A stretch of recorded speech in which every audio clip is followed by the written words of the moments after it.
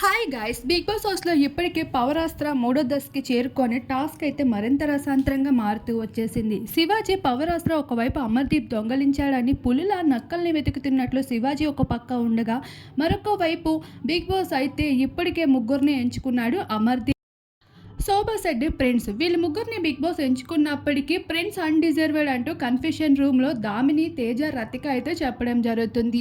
అయితే ముగ్గురు ప్రిన్స్ని ఎంచుకోవడంతో ప్రిన్స్కి ఒక టాస్క్ ఇవ్వడం జరుగుతుంది.